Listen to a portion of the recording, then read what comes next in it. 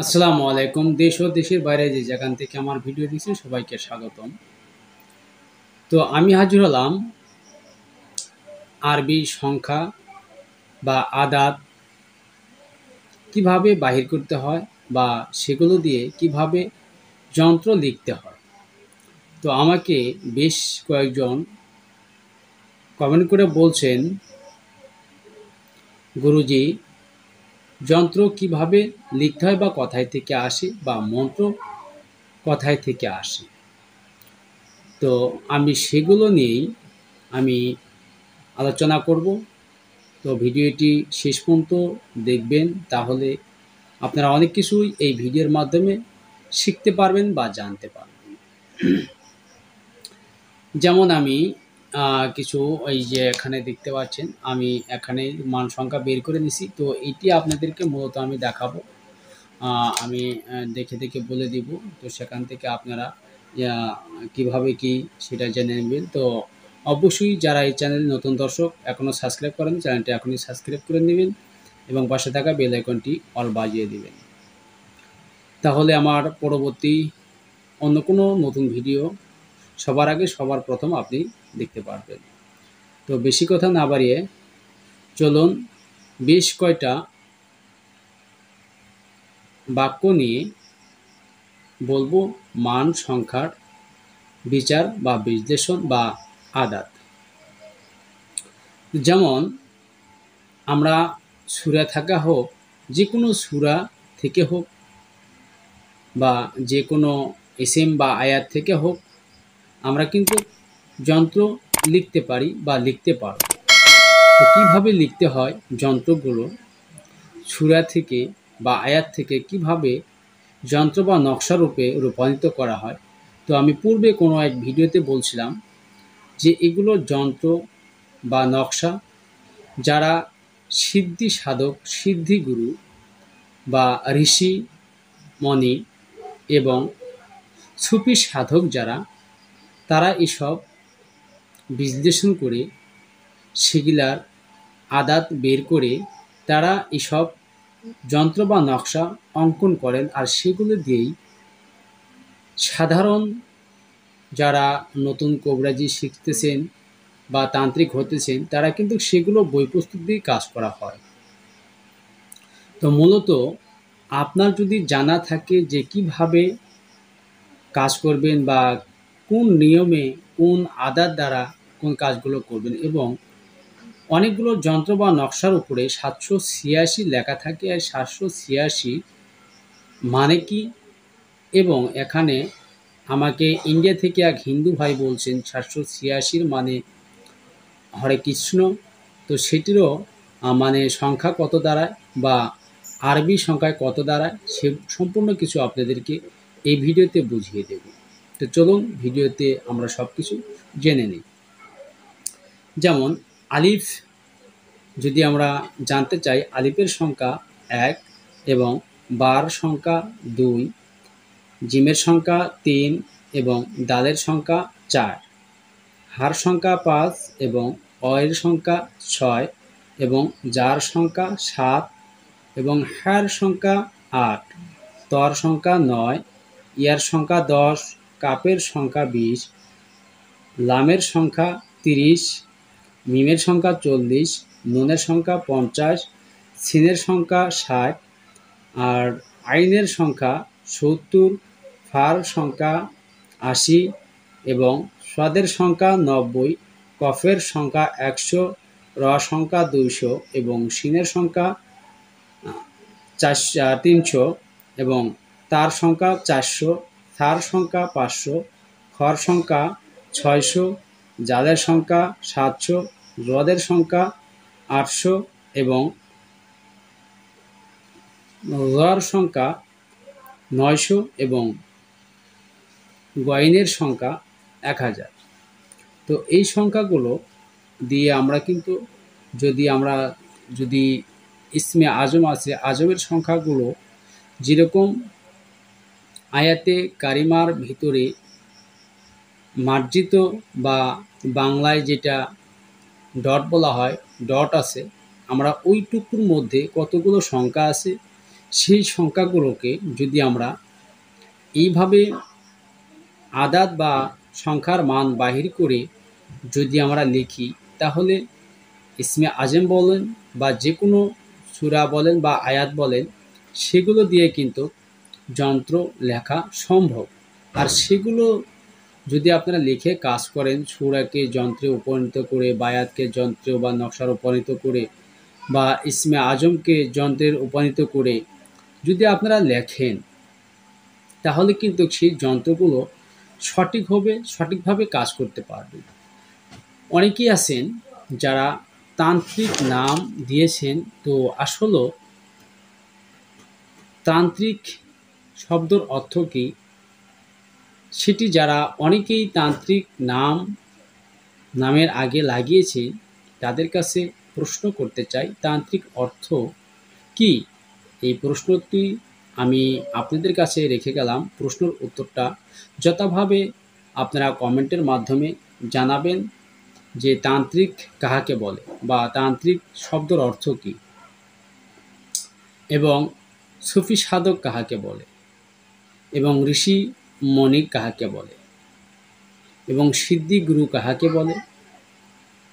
এগুলো আপনারা ভালো করে জেনে বুঝে কমেন্ট করবেন। অনেকেই আছেন যারা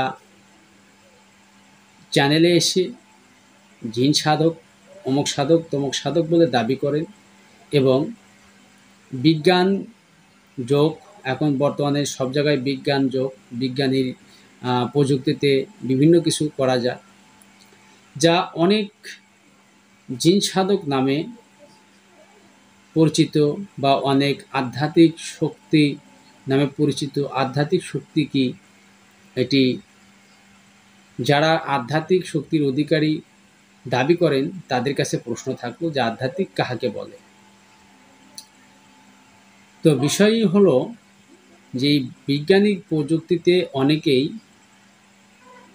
দুইটি বস্তুর মাধ্যমে এবং আরেকটি তরল পদার্থের মাধ্যমে, তিনটি বস্তুর মাধ্যমে, যা আগুনে বা পানি বা জলে আগুন জ্বালানো সম্ভব। তো বর্তমানে বেশ কিছু কবিরাজ দেখলাম তারা পানি নিয়ে আবুল তাবুল কিছু বাক্য বলে সেখানে জল ছিটিয়ে দিচ্ছেন, আগুন ধরে যাচ্ছেন।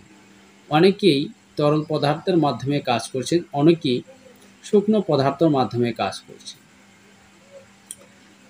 তো এইগুলো মূলত তিনটি পদার্থই জানা আছে, যদি কারো বিশেষ প্রয়োজন হয় জেনে নিতে পারবেন। তো এইগুলো করে তারা কি বলে, ছেলে মেয়েকে বশ করলাম, ছেলে মেয়ের উপরে জিন দিয়ে চালান দিলাম, জিন হাজির হলো, জিন হাজির হয়ে আগুন জ্বললো, হ্যান করলো, ত্যান করলো, বিভিন্ন কিছু বলে থাকে। তো আসলে এইগুলো ভণ্ড বাটপার থেকে সাবধান থাকবেন। যারা অগ্নি জ্বালিয়ে দেখাবে আপনাকে যে এটি দিয়ে চালানির কাজ করলাম বা এটা দিয়ে বশের কাজ করলাম বা এটা দিয়ে বশীকরণের কাজ করলাম, বুঝবেন ও একজন ভণ্ড প্রতারক। কারণ তন্ত্র মন্ত্র এমন একটি জিনিস যা প্রয়োগ করলে অনুভব করা যায়, সেটাকে দেখা যায় না, এবং জিন জাতিকে অনুভব করা যায়, দেখা যায় না। এবং যারা সিদ্ধি সাধক তারা দেখতে পারেন বা তাদের সাক্ষাতে কথা বলেন।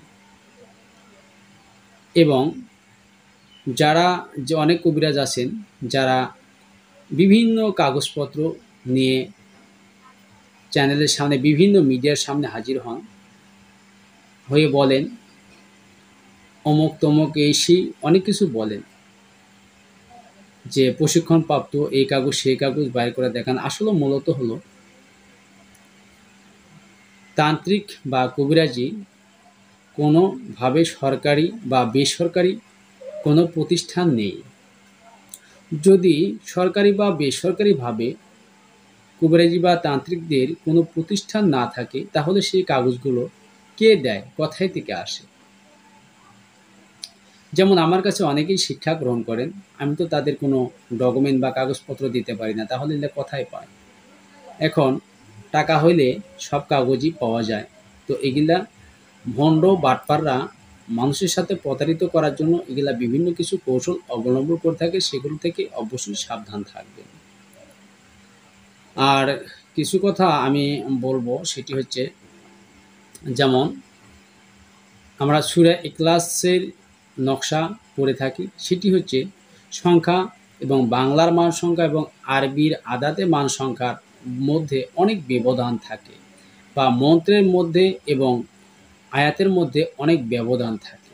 মন্ত্র হচ্ছে বাংলায় আর আয়াতগুলো হচ্ছে আরবিতে, এই কারণে অনেক ব্যবধান থাকে। আর ব্যবধানগুলো কথায় কথায় কতটুকু সেটি আপনি আপনাদেরকে বলে দিচ্ছি, ধৈর্য সহকারে ভিডিওটি শেষ করবেন।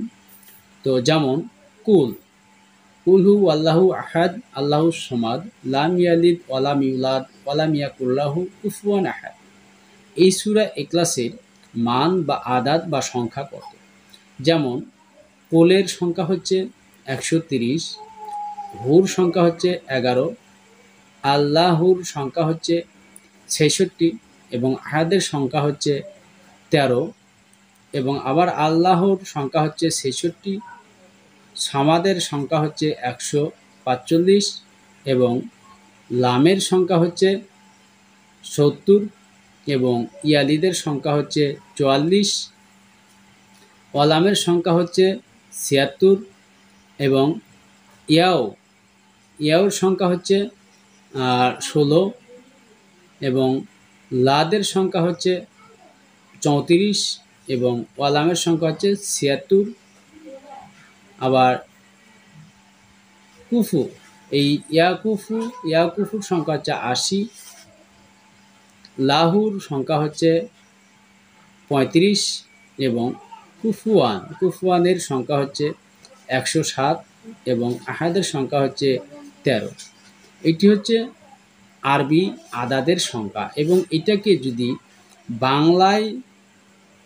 বাংলা ভাবে যদি আমরা এটি করতে যাই বা বাংলার আদাদ বা মান সংখ্যা বের করতে যাই, সেক্ষেত্রে দেখবেন 130-এর জায়গায় বাংলায় হয় 93 এবং হু সেখানে 11 জায়গায় বাংলায় হচ্ছে 74 এবং আল্লাহ এখানে আরবির 66 জায়গায় বাংলায় হচ্ছে 263 এবং আহাদ, এই আহাদের জায়গায় আরবিতে হচ্ছে 13 আর বাংলায় হচ্ছে 172 এবং আরবি 66 জায়গায় বাংলা হচ্ছে 263 এবং 165 জায়গায় বাংলায় হচ্ছে 191, 70-এর জায়গায় বাংলায় হচ্ছে 137, 44-এর জায়গায় বাংলায় হচ্ছে 185 এবং 76-এর জায়গায় বাংলায় হচ্ছে 197 এবং 16-র জায়গায় বাংলায় হচ্ছে 60 এবং 34-এর জায়গায় বাংলায় হচ্ছে